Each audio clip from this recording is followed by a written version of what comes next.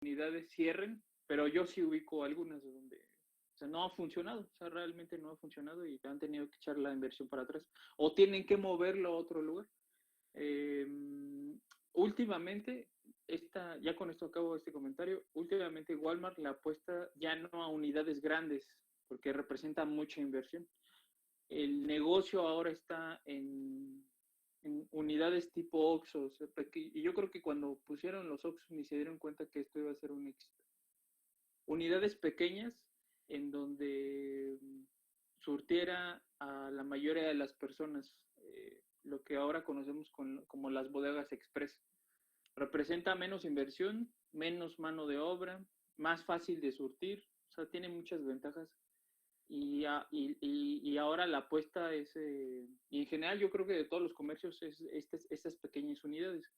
Hace, yo creo que unos 5 años salió un estudio de INEGI en donde encontraron que la mayoría de las personas se surte en la tiendita de la esquina. O sea, no vas, y es entendible, o sea, es lógico. Tú no vas, o es muy difícil que vayas a cada rato al centro comercial, a menos que dispongas de tiempo, dinero y esfuerzo. La mayoría de las compras que realizamos es en la tiendita de la esquina.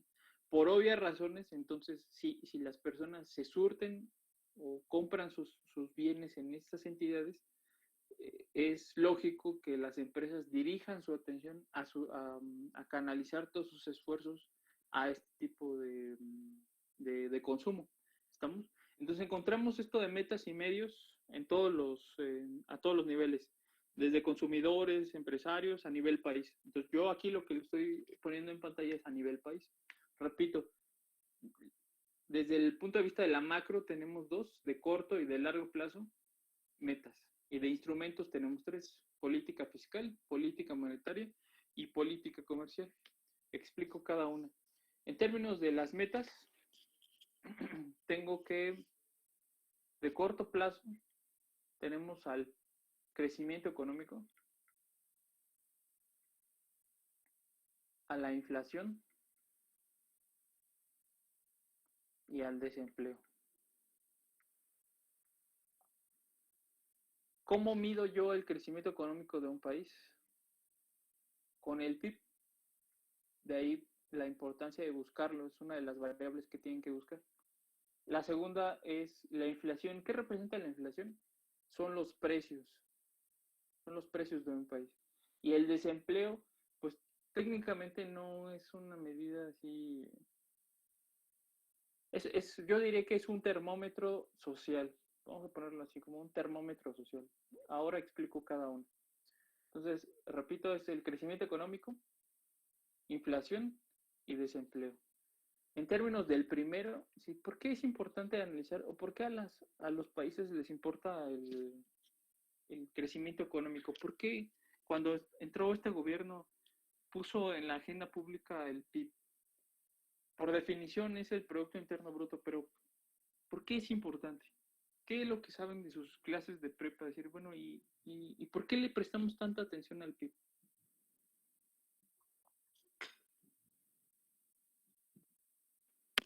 Podría ser que conocemos que también está el país en términos económicos. Es una variable, exacto, que nos da una idea de cómo va el país, ¿sí? De manera muy general, sí es correcto lo que dice, pero ¿qué representa el PIB? ¿Qué nos han dicho de lo que platicamos ya en las primeras sesiones? ¿Por qué es importante el PIB? Es el valor de todos los productos, ¿no? Bueno, todo lo que se produjo en el país durante ese año. ¿Pero qué representa? Esa es como la definición. ¿Pero qué representa? Porque cuando entró ahora el gobierno de la 4T, no sé si pusieron atención en las noticias, el presidente decía, es que ya ahora no vamos a medir la riqueza, porque al final le prestamos mucha atención porque esto representa riqueza. Eso es, o sea, yo podría darles un concepto como el que está comentando la compañera, pero detrás de ese concepto hay algo muy importante, o tenemos que tener en mente que el PIB, cuando hablamos del PIB, representa riqueza. Es la medida en la que los países miden la riqueza. Entonces, cuando entra la 4T, el presidente dice, no, ya eso ya no mide, o sea, ya no vamos a medir así el desempeño de los países, ahora va a ser el desarrollo económico. Es decir, pues quizá a lo mejor ni siquiera tiene una idea. Ahora con también el término de neoliberalismo, todo es neoliberal, ¿no? Hasta esta clase es neoliberal. Y ahora utilizamos, eh, nos quejamos de Fox, pero este cuate, o sea, yo no dudo que no sea tonto, pero no sabe, y eso que tiene una esposa que estudió letras, ¿sabes? Me sorprende decir, bueno, la implicación de las palabras. A veces utilizamos palabras sin saber cuál es el significado de, y yo lo pongo en términos del PIB, de lo que dijo, y también de lo que está diciendo ahora. Hoy en la mañanera dijo otra vez, está en contra otra vez o trae todavía esta discusión con la UNAM. Y a mí me parece que ya es mucho, y no quisiera pensar mal, pero yo creo que en el siguiente ejercicio fiscal va a haber ahí un recorte con la universidad. O sea, no sé, me suena que algo más está tramando ahí el gobierno. Eh, o sea, la idea es poner mal a la universidad, poner mal en vista de la sociedad a la UNAM para que el golpe del bajón del presupuesto, esta es interpretación mía, no sea tan fuerte, o sea, no haya tanta oposición desde la sociedad, ¿no? Y no sorprendería porque en el primer ejercicio fiscal vino un recorte hacia las grandes universidades, la UNAM, el POLI y la UAM. Entonces, el gobierno en la 4T cuando inicia, dice, esto ya no va a medir la riqueza. Es decir, bueno, entonces, ¿qué lo va a medir? Tampoco propuso algo. Nos guste o no, el PIB es una medida muy general, así como lo que dijo el compañero, pero es lo único que tenemos para medir la riqueza de un país. Dicho de otra forma, ¿qué tan bien o qué tan mal va una empresa? Pues qué tantas utilidades tienes, o sea, qué tanta ganancia. Eso es lo que uno tendría que preguntarle, por ejemplo, si ahorita invitáramos a alguien de campo 4 que está estudiando contaduría, si le, oye, ¿cómo evalúas tú si una empresa va bien o va mal? Pues tiene muchos indicadores, y de hecho esa es su chamba, ¿no? O sea, saber cómo va, tener un diagnóstico, hacerle una radiografía así como al médico de la empresa. Pero para saber más o menos por dónde va la situación, pues tiene que tomar indicadores generales, que en este caso es la utilidad, que es sinónimo de ganancia. Lo mismo sucede en un país. ¿Qué tan bien o qué tan bien o qué tan mal va un país? Necesitamos preguntarnos, bueno, pues, ¿cómo va su PIB? Es una medida muy general y después podremos buscar otros indicadores. Ah, mira, es que tiene problemas acá. O no solo indicadores económicos, sino también sociales, ¿no? Para ahí contrastar. Puede ser que tú tengas un crecimiento económico muy alto, pero mucha marginación. Entonces ahí ya hay problemas. Es decir, bueno, ¿de qué sirve que tú estés generando mucha riqueza si tienes mucha población en pobreza? O la mayoría de tu población tiene condiciones muy desiguales. O hay mucho, esto de desiguales, ¿qué quiere decir? Muy pocos ricos y muchos pobres. Entonces, el PIB tiene muchas definiciones, pero al final lo que representa es la riqueza. ¿Qué pasa? Aquí vamos a ponerle, estamos hablando del PIB nada más. Estamos retomando uno por uno. Entonces ya dijimos que es una medida de riqueza. ¿Y qué pasa si esa riqueza está aumentando? Si a lo largo del tiempo vemos que esa riqueza está aumentando, ¿será bueno o será malo? ¿Y por qué?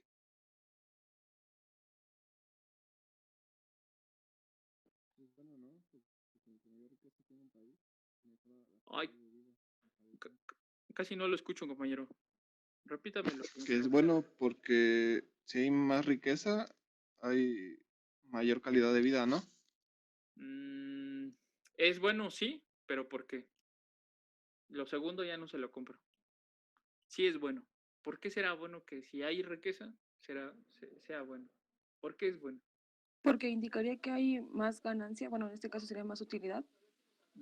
No, porque lo estamos viendo en términos del país. Si fuese la empresa, sí. ¿Por qué es bueno que el PIB esté creciendo? ¿O qué representa? ¿Por qué creen que Podría ser porque el valor monetario aumenta también. mm, eso no me dice nada? Porque hay una mayor actividad económica en el país. Sí, y esa actividad económica, ¿qué necesita para activarse?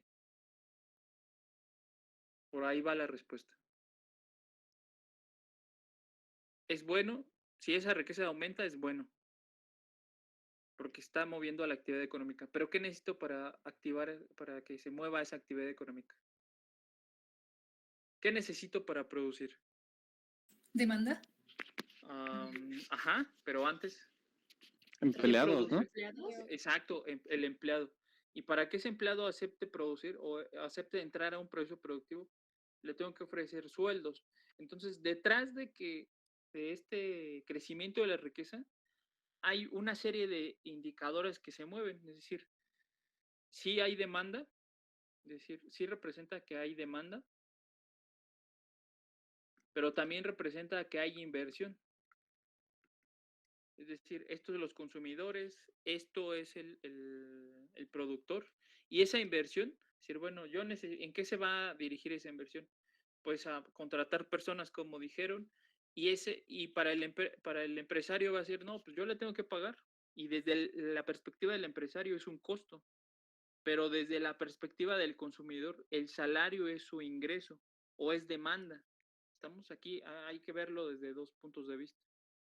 Entonces, el empresario paga, es un costo, pero para la persona recibe ese dinero y es su ingreso. Y lo va a llevar le va a dar la posibilidad de conseguir satisfactores. Ahora, veámoslo en términos, vamos a salirnos un poco de esto de lo económico para saltar a una cuestión social que tiene que ver mucho con lo que está sucediendo ahora. Entonces, lo que estoy diciendo aquí es bueno porque para que crezca esta riqueza, tienen que moverse otras variables, es decir, mueve otras variables. Es algo así como un efecto dominó. Muevo una ficha y se mueven detrás muchas. O yo tiro una ficha y se mueve, se cae toda la figura. Entonces, lo que yo estoy diciendo acá es que se genera un efecto multiplicador hacia adentro de la economía, tanto a empresarios como a consumidores, pero no solo en términos económicos, sino también en términos sociales. Si hay empleos de calidad, las personas entrarán a la delincuencia. No, Yo les pregunto, o sea, estamos en este camino. Estamos diciendo que esta riqueza, este PIB, se está moviendo hacia arriba. Es bueno porque genera efectos económicos positivos. Y la pregunta aquí es, ¿y generará también efectos sociales? Sí, y también son positivos. Porque si hay empleo y es de calidad, pues las personas van a decir, no, pues ¿para qué me quiero meter? Será una vida muy atractiva la de sicario o lo que ustedes quieran, pero esto es una vida normal, pues, promedio quizá, pero es sin preocupación o sin la necesidad de estar cuidándome que el día de mañana venga un ajuste de cuentas, ¿no? Como lo que sucede en nuestros municipios, o sea, esto que estoy comentando no está alejado de la realidad. Si lo vemos desde la otra perspectiva, si esa riqueza no crece, ¿será malo? Sí, porque no genera, no hay movimientos, no movimientos económicos y tampoco hay movimientos en lo social. Al contrario, hay una descomposición. ¿Por qué ahora las personas dudan tanto en estudiar? Esto es una idea de las nuevas generaciones, quizá no de las nuestras, sino las que vienen. Entonces, la respuesta de ellos es, ¿para qué estudio si salgo y no hay trabajo? ¿Para qué busco trabajo si me van a explotar? Pues mejor una vida fácil, vender droga, delincuencia. O sea, ahora a donde uno voltee ya está muy complicado este rollo del robo de autos. Ahora hasta parece que va sobre el robo de autos y ya no sobre dentro en el transporte público. ¿Estamos? ¿Me explicará por qué, en términos sociales, por qué ha crecido tanto la pobreza?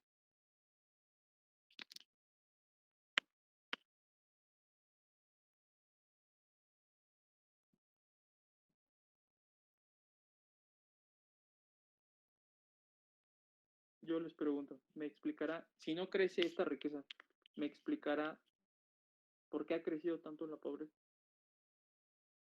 Pues sí, ¿no? ¿Por qué? ¿Qué es lo que piensan? Porque, pues porque si no aumenta la riqueza a nivel del país, pues tampoco va a aumentar la riqueza a nivel individual. Es como este efecto dominó que dice. Porque no va a haber condiciones, ¿no? O sea, dicho, es correcto lo que está diciendo el compañero, dicho de otra forma es, porque no va a haber condiciones para cambiar la situación en la cual vivimos. Desgraciadamente, los estudios que han hecho previos a la pandemia, quizá la pandemia lo que hizo fue exacerbar esta situación. Si tú naces pobre en México, y yo creo que es una situación generalizada de América Latina, si tú naces pobre, vas a crecer pobre, te vas a reproducir pobre y vas a morir pobre. Porque no está moviéndose y desgraciadamente estamos en esta situación, en la de abajo. Esta es la ideal, es lo que buscamos, pero estamos en esta. México está en esta. No se está moviendo la riqueza, es malo porque no genera movimientos en lo económico y porque estanca lo social o lo pudre. Pues a esto me refiero con descomposición. Eh, ¿Explica por qué ha crecido la pobreza? Sí, porque no tienes los mecanismos para sacar a las personas de esa misma condición. Y desgraciadamente sucede lo contrario, o sea, digamos, ha roto el elevador, así lo manejan los organismos internacionales. Es malo para lo de abajo y no sé qué tan bueno sea para los de arriba. Si tú naces rico, vas a crecer rico, vas a reproducirte rico y vas a morir rico, aunque seas un completo estúpido. Entonces, a eso me refiero con que a eso se refieren los organismos internacionales en que el elevador está roto. No se está generando riqueza y por lo tanto las clases de abajo, aunque estudien, o si es que tienen la posibilidad de estudiar, eh, no pueden ascender a una clase, o sea, a mejorar su situación económica. ¿Estamos? Entonces me explica por qué tenemos tantos problemas de delincuencia, de que los niños o a edades muy pequeñas están entrando a actividades o a hechos que no les corresponde, por ejemplo, el de niñas embarazadas o fumando o tomando entre 10 y 15 años, más o menos esa es la media en la cual los niños están entrando a estas actividades. O sea, están adelantando su reloj, ¿no? Yo no sé si sea una cuestión como de información. Ahora ya es muy fácil encontrar información en las redes sociales, pero la escuela ha dejado de fungir un papel ahí importante en términos de, no, yo no diría de contención, pero sí de decir, bueno, cuáles son las consecuencias o de explicar cuál es eh, las consecuencias de. Antes en las telenovelas veíamos que los personajes principales eran cuates que venían de una clase social baja y aspiraban a estudiar medicina, o las clásicas licenciaturas, medicina, derecho, creo que arquitectura también, ¿no? Ahora vemos que ya la escuela ya no funge un papel importante en estas series o telenovelas o como ustedes quieran verlo. Ya ahora es el máximo de los niños es ser youtuber. Si no, ¿qué quiere ser? Youtuber. Ser, se ha simplificado hasta en eso las generaciones. Ya ahora es la ley del mínimo esfuerzo, decir, no, pues dámelo así masticado, sin que me cueste, y quiero ganar bien, o sea, todo, pero sin un esfuerzo. Eh,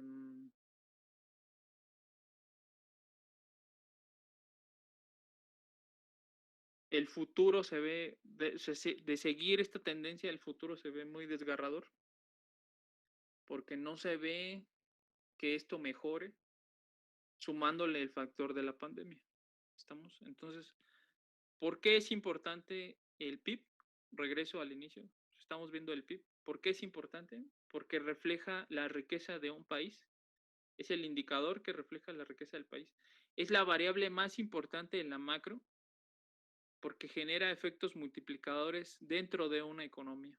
¿Estamos? Si no se mueve el PIB, entonces detrás de representa que la economía se está estancando y que posiblemente sea un factor, un cofactor o un factor adicional que explique la descomposición en términos sociales.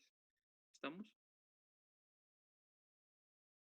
¿Algo que quieran comentar o algo que no haya quedado claro?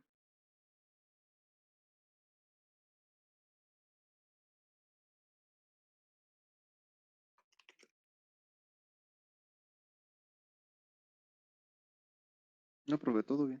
Ok. Bueno, de ahí la importancia de buscar la variable. Esa es una de las variables que van a buscar. La otra es la inflación. En los libros de macro van a encontrar inflación como pi. ¿Estamos? ¿Qué es la inflación?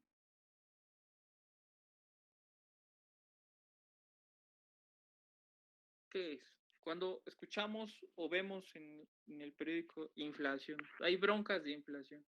México tiene ahora combinado esto con la anterior variable. El PIB no está creciendo y tenemos broncas de inflación. ¿Por qué es importante prestarle atención a la inflación? ¿Qué nos dice la inflación? De manera, aquí sí no hay otra, la única manera de entrarle es con una definición simple. Se define como un aumento generalizado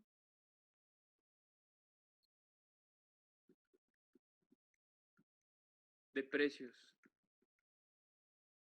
Es un aumento generalizado de precios. ¿Por qué es importante? Esto es el qué. Acá es por qué es el por qué es. ¿Cuál es la importancia?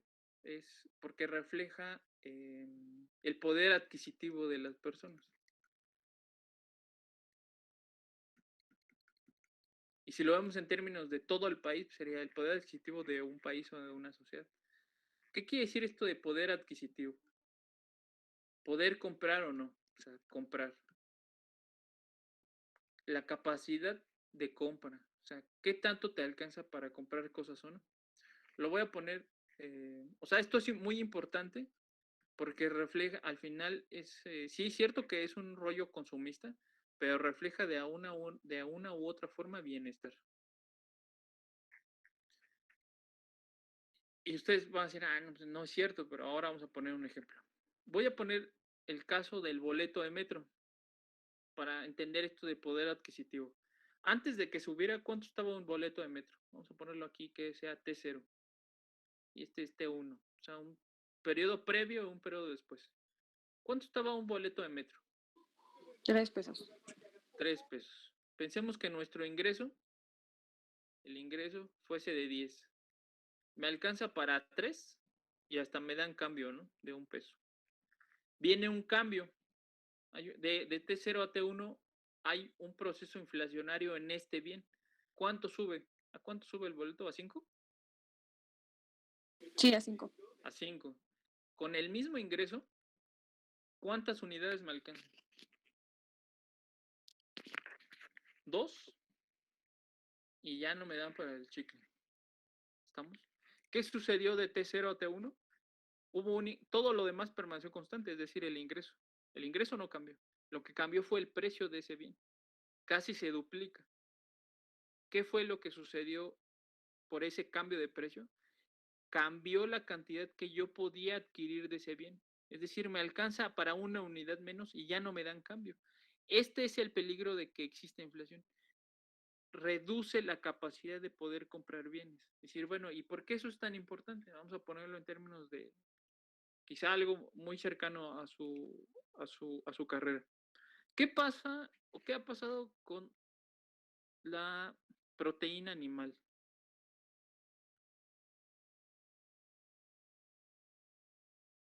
Que es la fuente, es una de las principales fuentes de nutrición es una sustancia, ¿cómo decirlo? Bueno, es importante para la nutrición. No sé en qué categoría caiga, pero es importante para la nutrición. ¿En dónde lo encontramos? Pues en la carne, principalmente en la carne. ¿Qué ha sucedido con el precio de este bien? Por ejemplo, carne de res. ¿Cuánto anda un kilo de carne de res ahí por donde vive? Aprox. Como 80, 100 pesos más o menos. No, ¿en dónde vive? Como Anda como en 140. No, Como anda como en 140. 180. No, señores. Pues Anda Ah, más no, como caro. 140, sí. ¿En dónde vive? Yo aquí en Cuautitlán, ¿En qué parte? ¿En el centro? por Bosques del Lago, más o menos por ahí. Bosques del Lago, entonces Izcalli, ¿no? Ah, Cuautitlán Izcalli, sí. Ah, Ah, es que dijo Cuautitlán.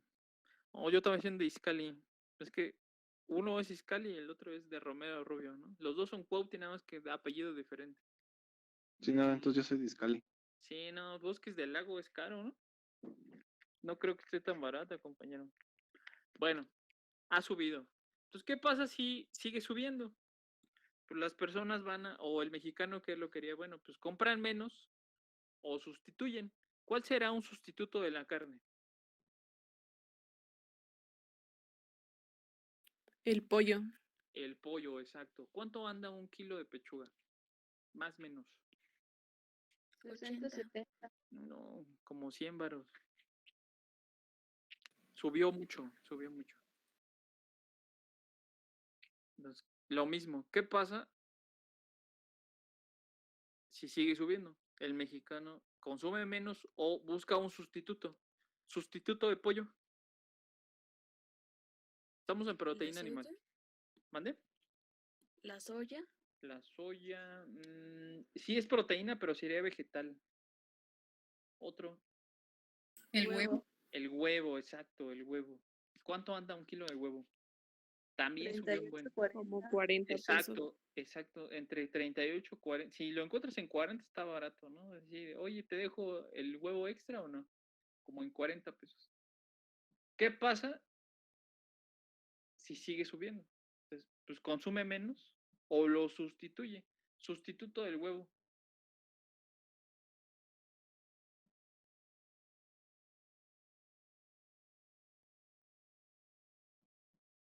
Frijol ya. No, porque sí es proteína, pero esa es vegetal. Leche. Es proteína, pero no cae en la misma, ¿o sí?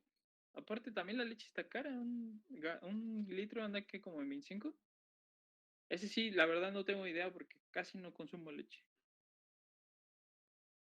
Sí, como 23, 25 pesos. Ándale. Pensemos que sí, pensemos que sí. Pero no es lo mismo,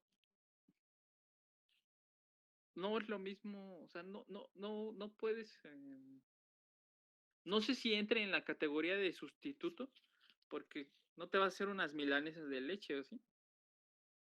O sea, quizá en el desayuno sí, pero ya, o sea, ¿cómo consumes la leche para una comida? Las vísceras, ya, como proteína. Probablemente, Los probablemente. embutidos, tal vez. Quizá, por ejemplo, algún embutido, pero también no tiene la misma calidad en términos de nutrición que la carne, ¿no? Entonces, ¿esto a qué nos lleva? Que definitivamente el mexicano lo ha dejado o lo ha quitado de su menú. Y entonces, ¿cuál es? O sea, aquí el punto es, bueno, ha caído. El incremento, la inflación de este producto o de esta categoría ha llevado al mexicano a reducirlo o desaparecerlo de su dieta. ¿Qué consecuencia tendrá esto? Pues una baja en la nutrición. Decir, bueno, ¿y a mí qué eso me importa eso? Pues es que esto es una variable que explica pues enfermedades crónico-degenerativas. La madre de esto pues es la diabetes.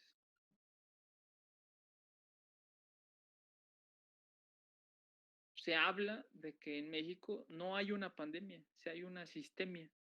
Nosotros ya teníamos una bronca de este estilo. Somos el país diabético en el mundo. Es un chingo de diabéticos en el mundo, en México. La principal enfermedad en México. Cuando llega el, el virus, cuando llega el virus a México, encuentra un terreno fértil, porque esto lo que hace es que debilita el sistema inmune. Entonces, era obvio que a nuestra sociedad, amén de las acciones que tomaron las autoridades, no es quitarle méritos a lo que no hicieron las autoridades. Pero esto lo que hizo fue em, tener un terreno más firme para atacar más fácilmente a la sociedad.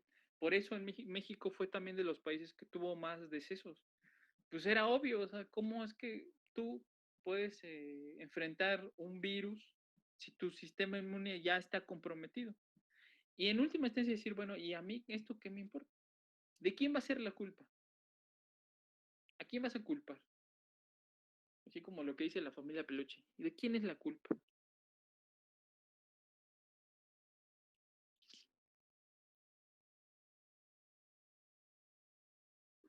¿A quién vamos a echarle la culpa? ¿O quién la va a asumir?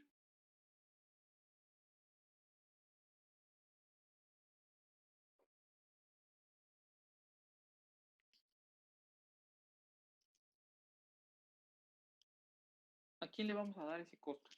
¿Mm? Pues al gobierno, ¿no? Exacto, exacto, al maldito gobierno.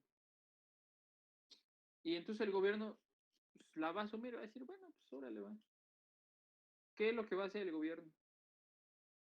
Pues generar campaña, decir, oye, pues, por favor, cuídate, haz ejercicio, come bien, y va a tener que destinar más dinero a los hospitales para tratar esta enfermedad. ¿Y ese gobierno dónde va a sacar dinero? De los impuestos. De Pues los impuestos. Entonces, de un problema que netamente era económico, o sea, porque todo esto empezó por inflación, fue escalando para hacerse una bola de nieve, porque esto ya es, ¿cómo controlas? No, yo no tengo, aquí me viene a la mente lo siguiente. ¿Cómo controlas este problema que ya es grave? O sea, no sé si alguien tenga en sus familias a un conocido que tenga diabetes, pero es muy complicado su vida. Y desgraciadamente, también es muy complicado porque el mexicano no tiene cultura de nada. No tenemos cultura de nada. No nos gusta leer. No tenemos cultura financiera. Pensamos que la tarjeta de crédito es como si fuera un chocolate, ¿no? Así pagas como si fuera, no sé. Y no nos gusta ir al médico. ¿Cuándo vas al médico? Cuando literal te estás muriendo.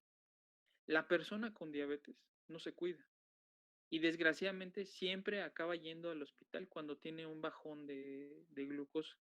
Y entonces el médico lo que hace, pues se le inyecta insulina para estabilizarlo. Desgraciadamente la insulina va directo a los ojos. Entonces le salvan la vida, pero el costo es que pierde capacidad visual. Otra, los médicos no se arriesgan o es muy complicado que acepten operar a un diabético porque no cicatrizan de la misma manera que nosotros. Entonces, ya de por sí es una bronca, ¿no? O sea, no es un sinónimo de muerte, porque es nada más tener una calidad de vida, cuidarte. Pero no, o sea, si tú le pones la idiosincrasia mexicana, así es, ya, pues mejor muérete ya. ¿Cómo controlas eso si tú le sumas un virus o una pandemia ocasionada por un virus? Yo no tengo conocidos, pero me imagino que todavía, los efectos deben ser un poco mayores eh, cuando un diabético se contagia de COVID. Eh, entonces, regreso, de algo netamente económico, saltamos a una cuestión de nutrición cultural y regresamos a algo económico que nos debería competir a todos, porque al final el gobierno, que no es su responsabilidad, va a asumir esa culpa y lo va a trasladar a alguien más, sirve en este caso a todos. Todos pagamos de una u otra forma, pagamos impuestos. Alguien hace mucho tiempo me decía, no, es que yo no pago impuestos. Sí, vean ustedes, cuando van a cualquier lugar y les dan un ticket, revisen ahí el ticket. Compras cualquier cosa, ahí viene una cosa que se llama IVA, impuesto al valor agregado. Todos lo pagamos. Cuando compras los cigarros o la botana en el Oxxo, la botana a las 2 de la mañana en el Oxxo, viene un impuesto que se llama IEPS, es impuesto al alcohol y a los cigarros. Ahí lo pagas. Que no te des cuenta es diferente, pero todos de una u otra forma pagamos impuestos. Los que ya trabajan, pues doblemente culero, porque o sea, te cobran una cosa que se llama ISR. Te guste o no, ya ahí te retiene ese dinero. Ya ni siquiera lo ves, te retienen ese dinero. ¿Estamos? De alguna otra forma, nunca te puedes salvar de los impuestos. Entonces, ¿qué pasa si el gobierno necesita más recursos? Va a subir los impuestos. Y entonces lo va a destinar a personas que lo necesiten o a campañas que lo necesiten. Y todo surgió de no controlar la inflación. Es decir, ¿por qué ha subido tanto la carne o por qué ha subido tanto el pollo? Pues tienen que ver con otras características. Y que, por ejemplo, no pusimos el caso de las tortillas, no es un ejemplo de proteína animal, pero vemos otros bienes, el frijol, las semillas, las tortillas, o sea, cosas que forman parte de la alimentación del mexicano también han subido. También ha subido. Entonces, esto a la postre hace que tú vayas y compres cosas, pero que no te llenan el estómago, pero no te nutren. Pues claro que iba a ser obvio que vamos a tener una bronca de enfermedades crónico-degenerativas, ¿no? O sea, aquí está hasta arriba la diabetes, pero en segundo lugar viene el cáncer y la hipertensión. Por ejemplo, el cáncer, sí, bueno, sí es cierto, o sea, no sabemos, puede ser que sea un factor genético, ¿no? Pero también influye mucho la nutrición. Ahora que dijeron lo de los embutidos, hay una fuerte correlación entre el consumo de embutidos, tiene ahí una sustancia, no me acuerdo cómo se llama, y el cáncer. Ya ahora hasta los actores famosos les da cáncer. Y bueno, ¿y qué es lo que lo desentona? ¿Qué es lo que lo genera? Pues muchas variables, pero entre una de ellas y que sí podemos controlar, pues es la nutrición. Si comes basura, pues es obvio que tu cuerpo también va a responder de la misma forma. Entonces ahí la importancia regresando acá, la inflación se refiere al análisis de los precios. ¿Y por qué es importante prestarle atención? Pues porque refleja la capacidad de compra de las personas. Y en última instancia, o sea, esto de capacidad de compra es decir, ¿qué tanto puedo comprar o no? ¿Qué tanto puedo adquirir o no? Refleja, y esto al final lo que refleja es bienestar. Si una sociedad, su ingreso le da para poder solventar este incremento de precios, pues sí va a poder seguir comprando la proteína animal. Pero si el salario no sube y si suben los precios, pues no te va a dar para poder comprar los mismos bienes y por lo tanto vas a comprar menos o vas a sustituir. Y llega un punto en donde la sustitución ya no va a ser posible y vas a tener que dejar suspendes la compra de esa categoría, ¿no? Como lo que estoy poniendo aquí de proteína animal. ¿Algo que quieran comentar sobre esto?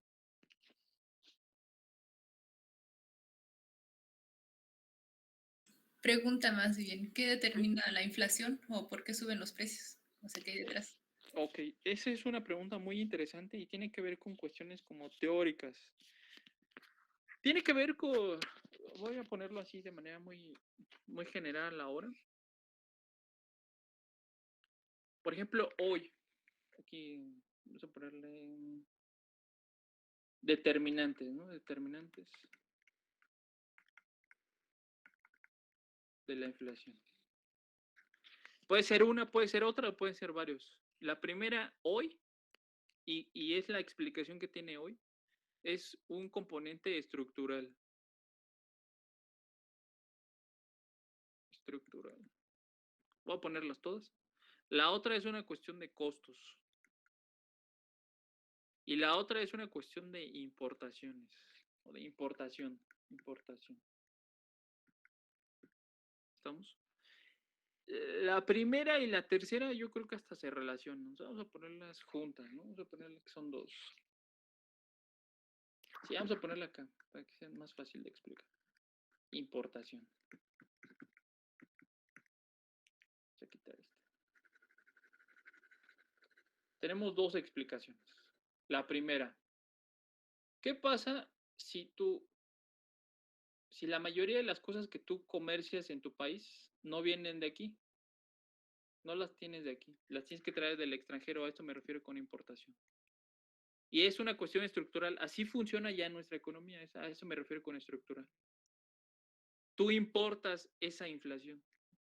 ¿Qué pasa si tu país es rico en petróleo, pero tú no refinas? Pues tienes que comprar la gasolina afuera. Es tan paradójico como lo siguiente que voy a poner. Eres dueño de un huerto de aguacate, o tienes un huerto de aguacate en tu jardín y compras guacamole. ¿No es estúpido? Yo les pregunto. ¿No es tonto? ¿No es ilógico? Pues sí. Sí, o sea, no, o sea, pues es fácil hacer el guacamole. Pues claro que es fácil refinarla, o sea, ya tenemos la tecnología, o sea, ¿por qué? O sea, ahí la pregunta es, ¿por qué se lo dejas a alguien más?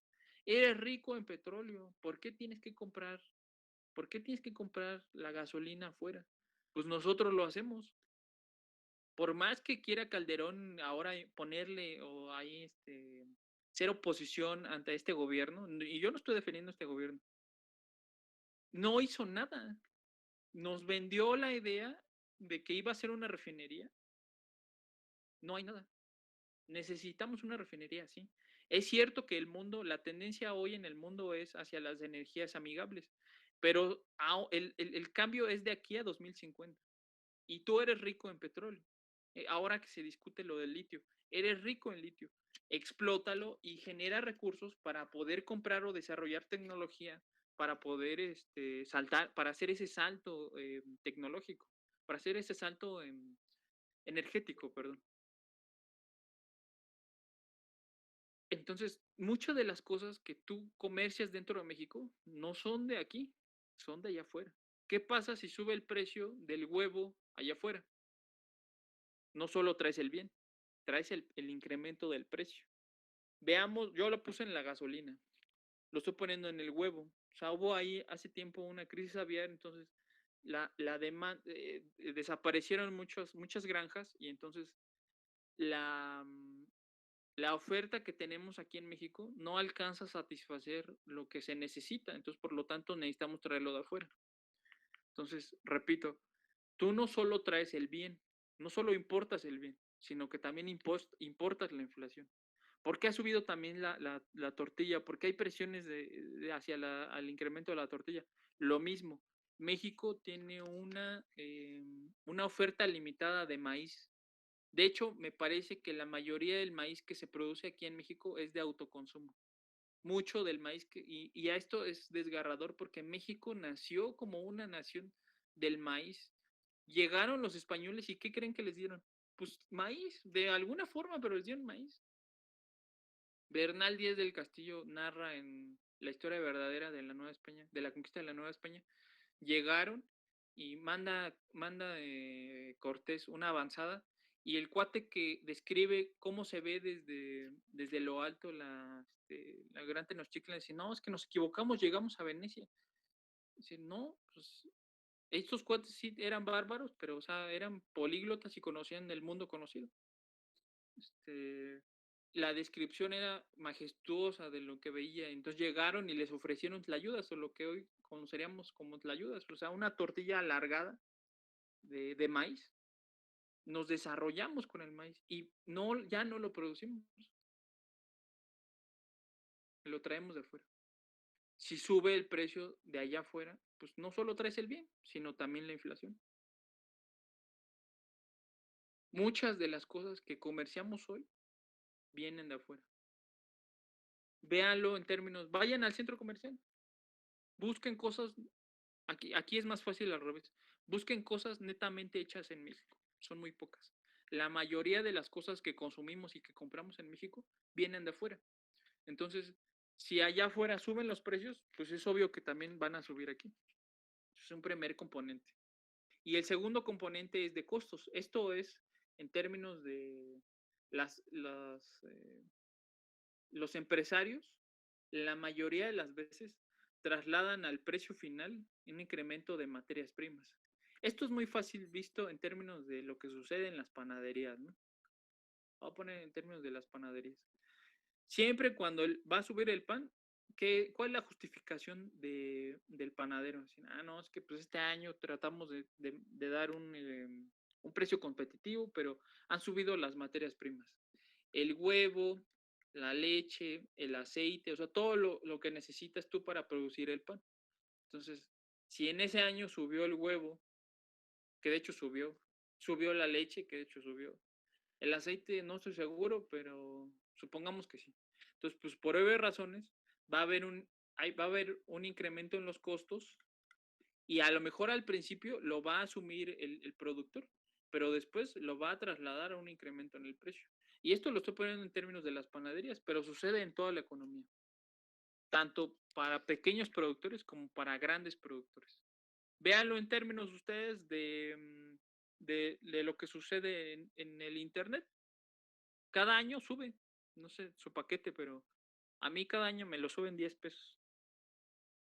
Exista o no condiciones, pero cada año lo suben 10 pesos. También tiene que ver con un componente estructural, decir, bueno, esa empresa es la única que ofrece el servicio, pues tiene el poder de subirlo y a ver, hazla de jamón, pues no.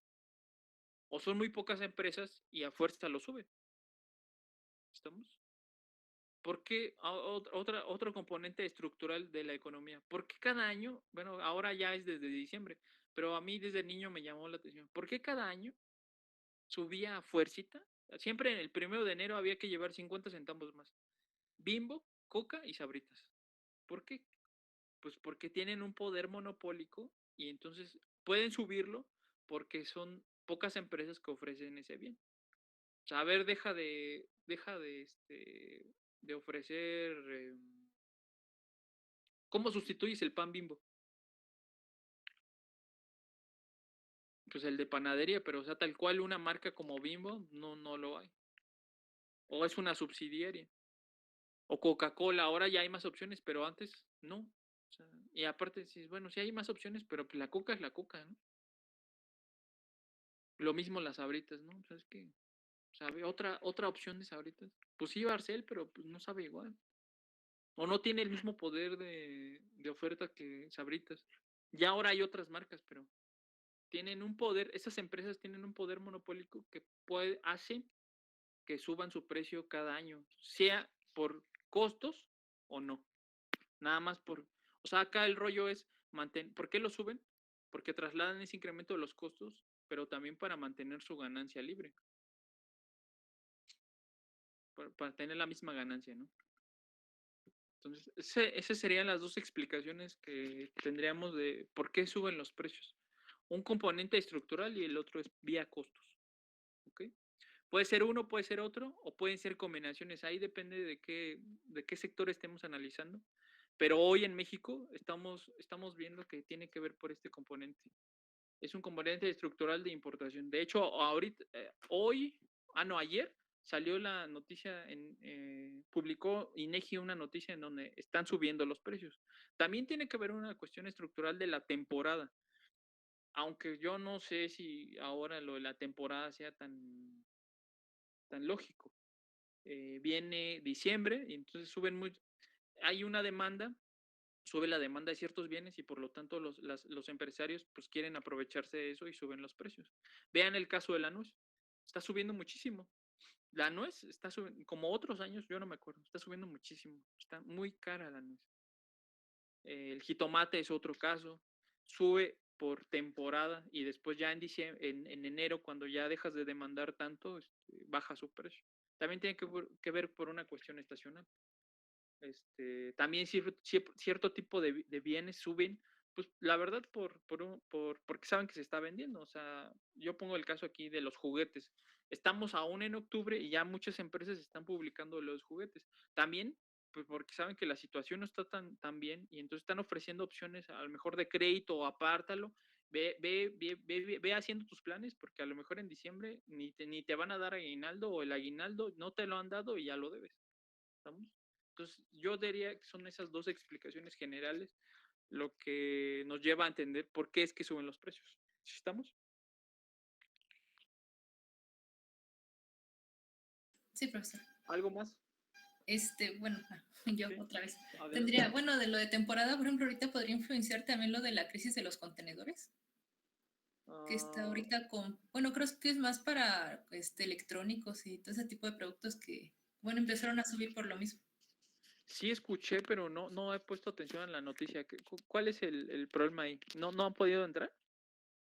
bueno, el por qué surgió no sabría decirle, pero el Ajá. caso es que ahorita no les están dando entrada a Estados Unidos. Entonces están haciendo fila y la mercancía está ahí parada, pues en el mar. Y ya muchos están regresando, por ejemplo, a China, que es de donde vienen los productos, ya se están Ujú. regresando y no hay fecha para cuándo vuelvan a mandar su mercancía. O ya, o sea, no es de México, sino más bien es mercancía que tiene de origen, que viene de otros lugares y quiere entrar a Estados Unidos. Ajá, sí. Ya. Sí, o sea, ahí tendría que ver por una cuestión como de costos, yo diría de costos, porque el traer o sea, traer todo un contenedor involucra muchísimo dinero, ¿no? Porque es mucha mercancía que tú traes. Y aparte tienes que pagar muchos permisos y el rollo de la aduana. Entonces, si a ti no te dejan pasar, pues tú ahí ya invertiste. Entonces, quizá a lo mejor sea más rentable para la empresa regresarse que esperar, porque no están dando una solución, ¿no?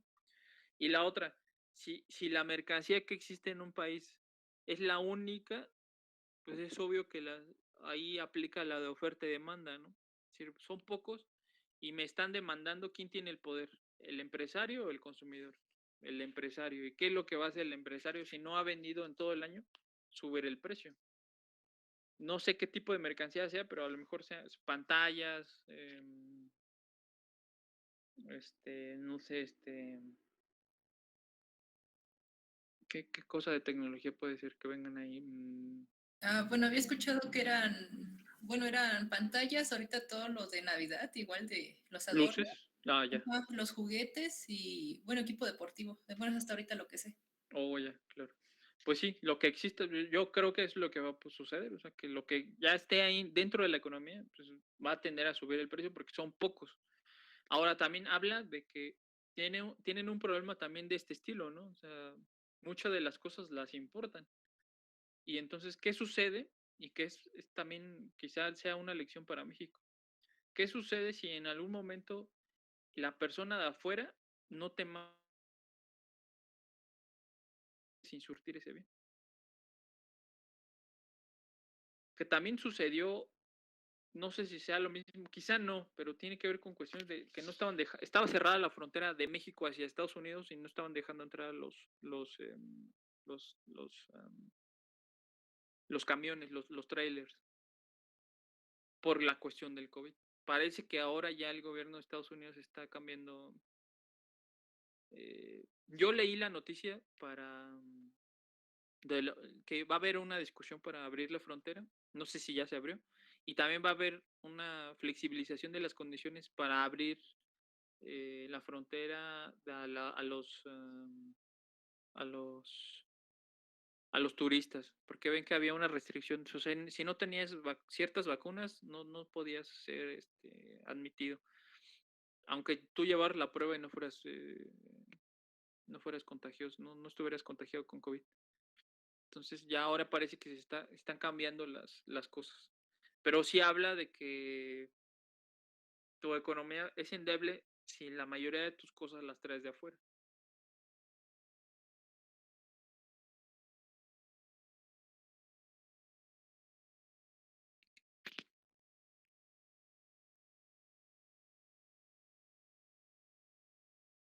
¿Algo más de esto?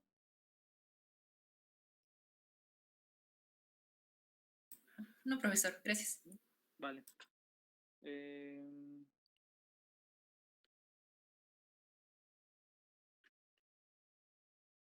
Y la última variable tiene que ver con tasa de desempleo.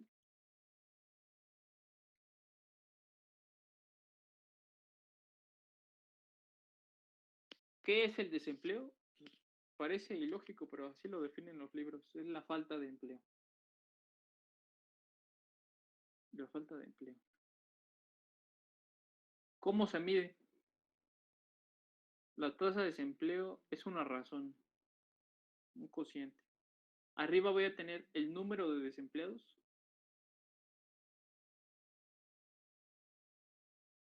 Entre el total, ese total se llama PEA, población económicamente activa. ¿Qué es la población económicamente activa? Es el total de las personas en edad de trabajar, quitando o descontando a aquellas que no lo están. Por ejemplo, discapacitados, tercera edad, jubilados, niños. Aunque esto último que comento, pues ahora con la pandemia, pues es un tanto complicado, ¿no? Porque pues ya hay muchos niños que ya trabajan. Hay muchos jubilados que no les alcanza y siguen trabajando. Hay muchas empresas ahora que ya empiezan a contratar a discapacitados, no a puestos importantes, pero sí los empiezan a incluir. Me viene a la mente, por ejemplo, yo he visto esto en McDonald's. Muchas personas con, sobre todo síndrome de Down, eh, están ahí en labores de apoyo. Otras, he visto también personas en situación de silla de ruedas.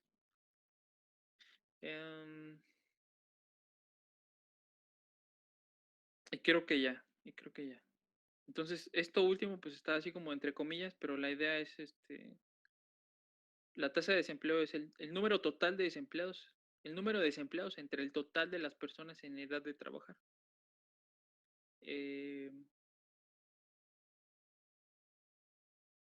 Cuando hablamos de empleo, quizá ahora ustedes no capten mucho todavía esto, pero cuando hablamos de empleo, no solo es un rollo, quizá a lo mejor me recuerden cuando ya salten a su primer trabajo, quien ya esté trabajando lo entienda un poco mejor.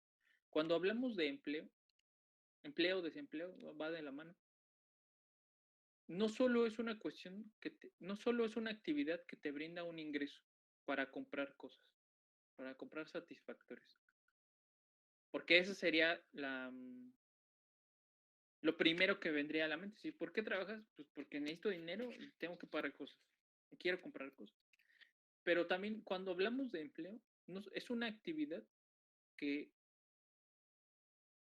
da la posibilidad de socialización. En términos de todo lo que involucra, ¿no? Socialización.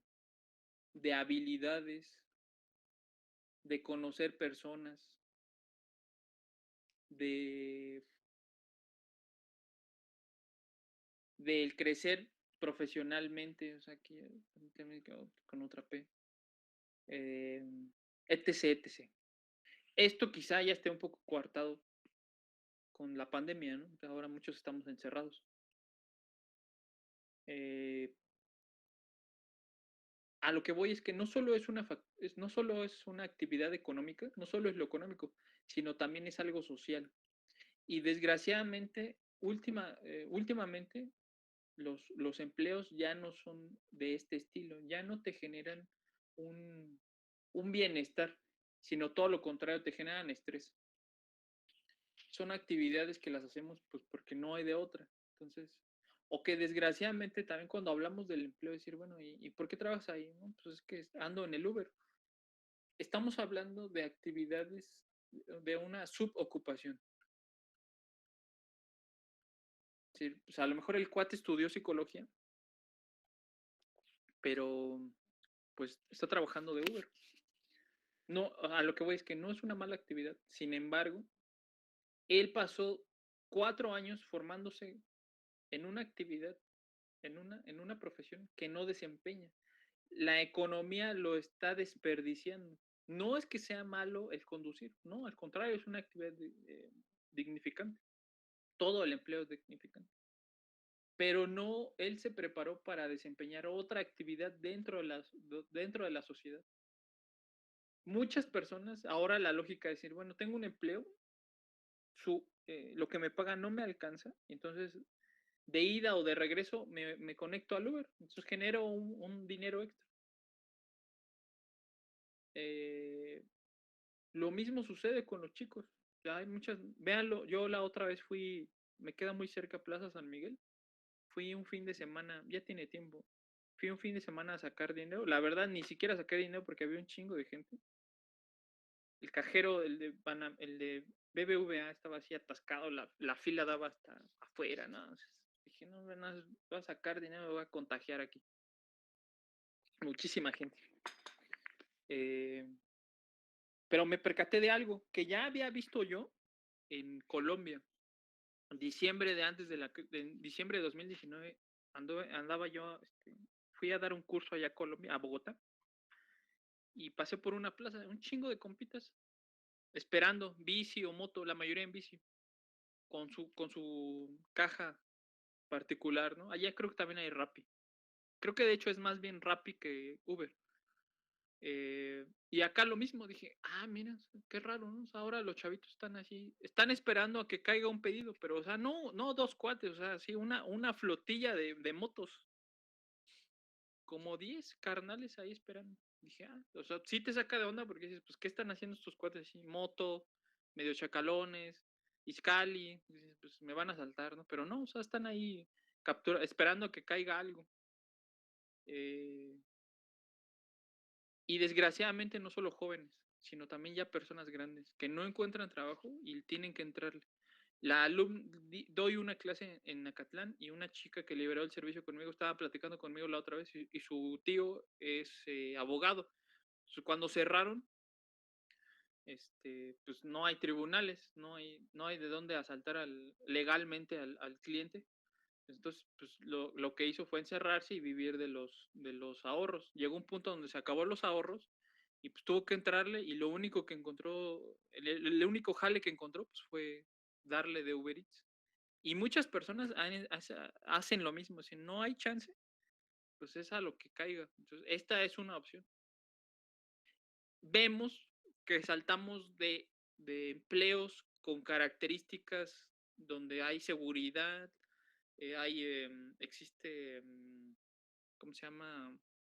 Prestaciones, etc., a actividades que no son malas, pero no ofrecen una estabilidad ni un salario fijo. No sé cuánto paguen, pero me parece que no, o sea, no, o sea, va más bien sobre las propinas o lo que tú le des ahí en la aplicación. Es un sueldo a mí me da la impresión que son condiciones de sueldo muy variables, que no hay prestaciones.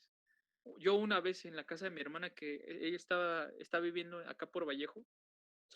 Bueno, de hecho es una colonia después, pero es por Vallejo. Pedimos una pizza, ¿no? O sea, millones de años para que llegara. O sea, nunca llegó porque empezó a llover y la chica se le cayó así, no, pobre chica, o sea. Ya estaba así cerca y ya hasta que le hablé, le digo, oye, ¿qué onda? Dice, no, ¿qué crees? Que pasé un puente y me inundé, o sea, estaba, no sé, encharcado, no vio y creo que se le fue de lado la moto, ya canceló el pedido. Al final tuvimos que ir, o sea, uno queriendo ahorrarse la salida y al final tuvimos que ir por la pizza. Se enfrentan a ese tipo de situaciones, yo no sé, dije, no más, qué mala onda, imagínate que fue una cuestión del clima que ni siquiera tú controlabas y a lo mejor hasta le cobraron, porque a mí me hicieron, o sea, me reintegraron el cobro porque fue con tarjeta. Me regresaron el dinero que me cobraron, pero yo no sé si se lo cobraron a ella o quién adquirió ese costo. Es decir, o sea, son condiciones muy complicadas, ¿no? Entonces, es lo que ahora está en la sociedad. Cuando hablamos de empleo, no solo es una cuestión económica, sino también es una cuestión social. Y, y las personas, el mexicano, a diferencia de otras sociedades, pues le busca, o sea, no te da el salario, pues le entras a una subocupación como lo que estoy comentando del Uber, o le entras al empleo informal. También me queda muy cerca de mi casa esta plaza que está relativamente cerca de Campo 4, que es San Marcos. Y un día me fui caminando de mi casa para allá. Esa avenida creo un viernes. En cada esquina las personas abrieron sus zaguán, los que dan hacia la avenida, y venden papas, comida rápida, postres.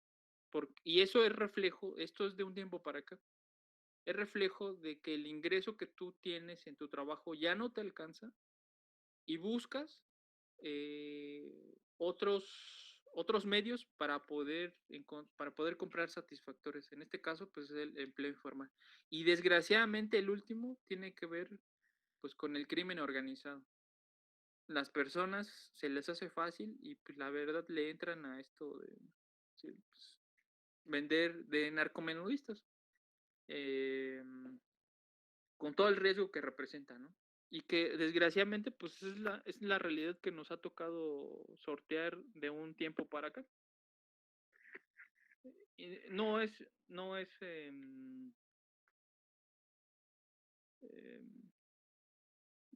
es una realidad de muchas colonias, no es de un sector, es una realidad de muchas colonias.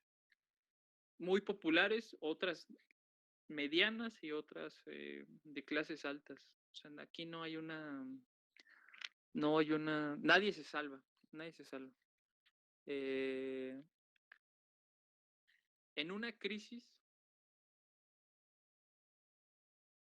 un chico liberó conmigo el servicio social hace tiempo y estábamos, a él le llaman la atención cuestiones de empleo, ¿no? Entonces estábamos analizando el empleo en la crisis. Y entonces la pregunta que nos hacíamos era la siguiente, y la respuesta a mí siempre se me quedó muy grabada. En una crisis, siempre el primer factor para ajustar es el empleo. O sea, corre gente. Y la pregunta que nos hacíamos, bueno, ¿y quiénes son los primeros a los que corren? ¿Obreros, licenciados, personas con maestría o personas con doctorado? Yo les hago la misma pregunta. ¿A quién creen que son los primeros en despedir? ¿O quiénes son los primeros que sufren el recorte de personas? Los obreros, ¿no? Yo pensaba eso. Los de doctorado. Exacto. No son los obreros. Desgraciadamente, no son los obreros. Son las personas con mayores estudios.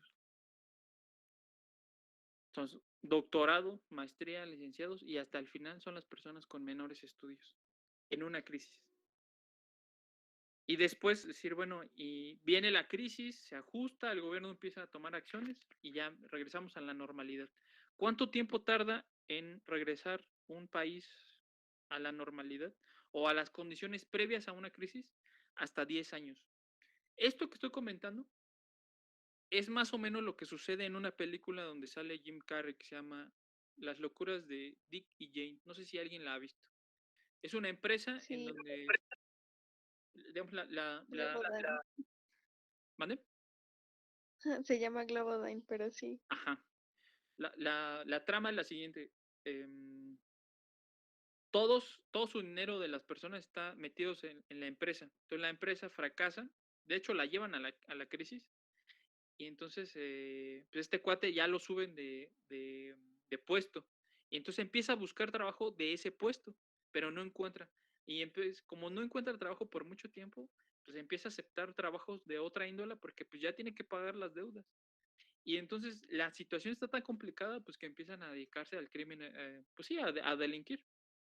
Entonces, esto que sucede en la película es real, fue lo que sucedió en Estados Unidos en la crisis de 2008-2009, cuando las personas literal perdieron sus casas y fue el derrumbe de lo que se conoce ya como la caída del sueño americano, del estilo de vida americano. Entonces, muchos prefirieron suicidarse a sufrir las consecuencias económicas, a quedarse literalmente en la calle. Muchas personas estaban acostumbrados a sueldos de gerentes o tenían posiciones de poder y tuvieron que buscar trabajo en otras ocupaciones de menor rango porque no encontraban empleo. O les ofrecían el mismo rango pero con un menor empleo. Y esto es lo que sucede en una crisis y ahora en la pandemia es exactamente lo mismo. Nosotros nos veníamos recuperando de esta crisis, de esta gran recesión de 2008 y después ahora viene ahora le llaman el gran confinamiento, la crisis ocasionada por el COVID. Es decir, bueno, pensando que nos estamos recuperando, entonces entramos en otra fase en donde el salir o en donde las personas que ya tenían empleo y fueron despedidas están buscando nuevamente la misma posición, pero probablemente no lo encuentren de acuerdo a todo esto que estoy comentando. Y las personas que se van a incorporar al mercado laboral, pues tampoco encuentren trabajo porque los empleos que ofrecen no son acordes a lo que las personas buscan. Esta chica que les digo que liberó el servicio conmigo, la del tío de derecho, yo creo que fácil lleva como unos 2 años que salió, no ha encontrado trabajo. Sabe inglés y ya se tituló, pero pues lo que le ofrecen no le es atractivo y dice, no, pues prefiero no trabajar. O los trabajos bien remunerados pues están muy lejos y entonces pues, tienes que aventarte ahí una excursión. No sé, vives en Zumpango y trabajas hasta el centro, así, bueno, pues, o te cambias de casa o o rentas o te avientas la excursión o te cambias de casa rentando por ahí, cerca de donde trabajas. Entonces, todo esto del empleo, repito, no solo tiene que ver con cuestiones económicas, sino también con cuestiones sociales. Otro elemento, ya con esto acabo, que también es como posibilidad, quizá no se vea mucho acá en la escuela pública, pero sí era una idea muy, muy metida en escuela privada, migración. Yo hace tiempo di clases en el Unitec y muchas personas, no es una super escuela, ¿no? De hecho es una escuela así, mediana, pero muchas personas que están ahí tienen la idea de estudiar e irse de México. Porque acá pues, es un país tercermundista, pues, es malo, sí, bueno. Yo al escuchar esto decía el siguiente comentario, y ya con esto acabo de lo de desempleo. Estas sociedades nosotros pensamos que son mejores. A mí me parece que no son ni mejores ni peores, son diferentes. Cada sociedad tiene sus problemas. Nosotros tenemos broncas de inseguridad. Estos cuates tienen broncas de terrorismo. Yo fue como 2017, hace como unos 4 años, andaba con unas amigas allá, nos fuimos a dar un mochilazo a Europa.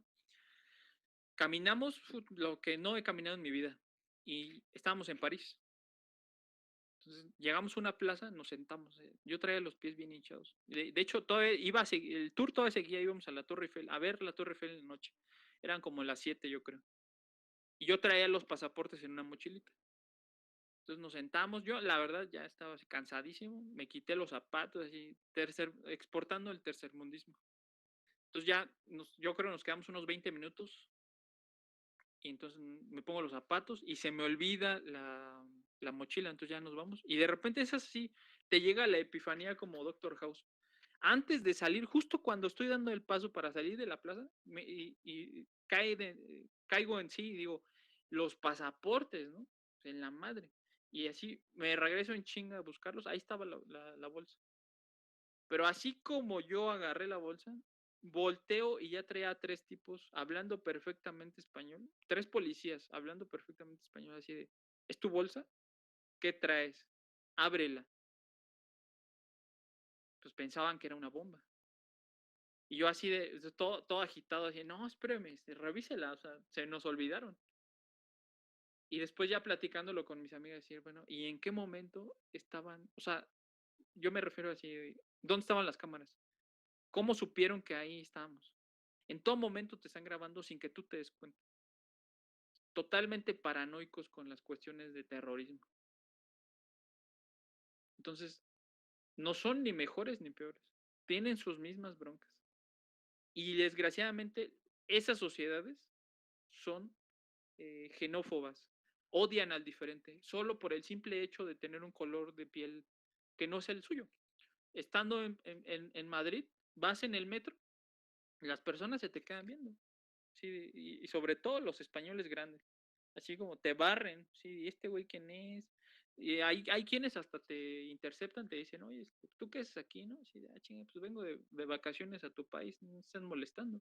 A la migración de África les dicen las panteras, así despectivamente les dicen las panteras. Entonces, tienen otras broncas y desgraciadamente muchas personas de México piensan que la solución es irse a otro país, pero muchos regresan porque allá los corren. Yo no sé si sea la mejor forma. Es una forma de encontrar una fuente de empleo, pero ahora el mundo está cuando hay una crisis en el mundo, siempre los países tienden a cerrarse. Vean lo que está sucediendo con el Brexit, vean lo que está sucediendo en Alemania, En la misma Colombia, o sea, ahí hubo un éxodo en Venezuela, dijeron, no, sí, al principio sí, cáiganle, y ya después ahorita, no, sabes que ya no. Lo mismo México con Centroamérica, lo mismo Estados Unidos con México, o sea, el mundo se cierra, ¿sí? Bueno, sí te acepto, pero con mis reglas y donde yo te vaya a dejar, ¿no? O sea, es una cuestión muy de cuidar lo suyo. Entonces, no hay como ser, bueno, sí es cierto que son, en muchos aspectos son mejores sociedades o tienen elementos que a uno le llaman la atención, pero pues, al final no hay como lo tuyo, decir, bueno, ¿por qué no quedarte y organizarnos y decir, bueno, vamos a sacar a esto vamos a buscar la solución de muchos problemas que tiene México, ¿no? ¿Algo de desempleo que quieran comentar?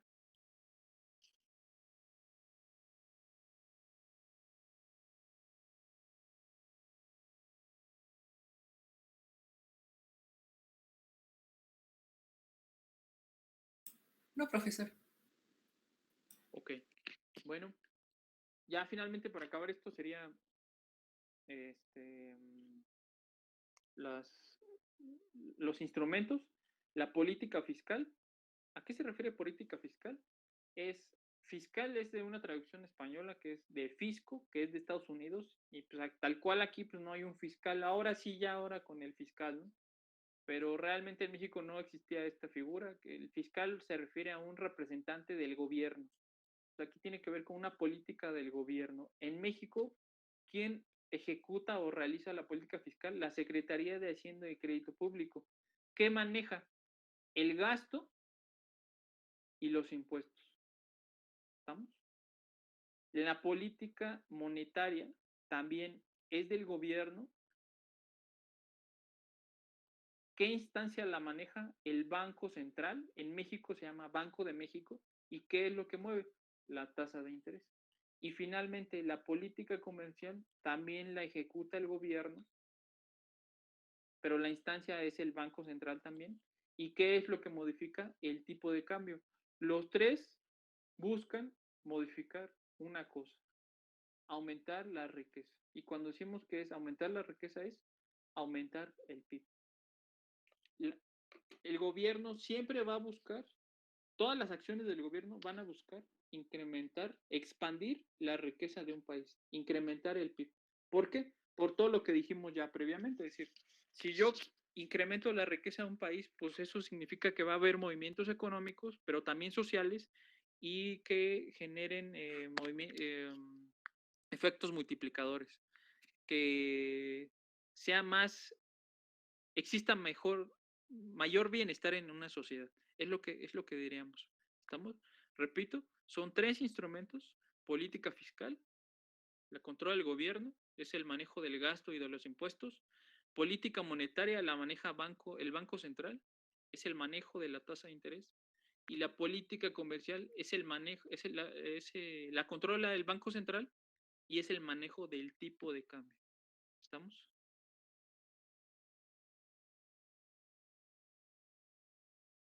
Hasta aquí sería lo que revisaríamos. Les pido por favor que revisen el documento de clase 3. Es el que estoy poniendo ahora en pantalla, es la tarea. La tarea tiene que ver con esto que comentamos hoy. Es buscar datos del PIB y el deflactor del PIB. El deflactor, ya no lo comenté, pero el deflactor es la forma en cómo medimos la inflación en México. Es una de las formas para medir inflación. Por eso buscar los datos. Los estoy mandando a una fuente donde existen datos. Les estoy dando tiempo suficiente. Vamos a entregarlos estoy poniendo acá el 16 de noviembre. Y así como lo vayan entregando, mando el primer parcial, que sería sobre todo lo que hemos comentado hasta hoy. ¿Estamos? Sí, profesor. Por favor, Sí, no, solo les pido esto: no dejen hasta el final buscar los datos. Estoy dando tiempo suficiente. Y sí existen, sí existen. Vayan haciendo la tarea con tiempo, ¿ok?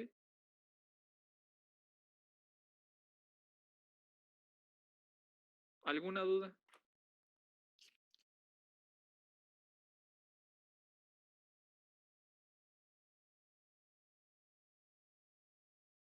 ¿No? No, profe, todo bien. Vale, bueno, entonces si El no hay tipo, nada, ¿mande? profesor, el equipo que ganó el debate no vamos a presentar examen, ¿verdad? No. Si ven la lista, de hecho ya está ahí asignados sus 3 puntos del parcial. Y ahí tienen tiempo libre. Ok, muchas gracias, profesor. Ok. Si no hay nada, nos vemos entonces. Buen día. Hasta luego, Gracias, profesor. hasta luego, Hasta profesor. luego.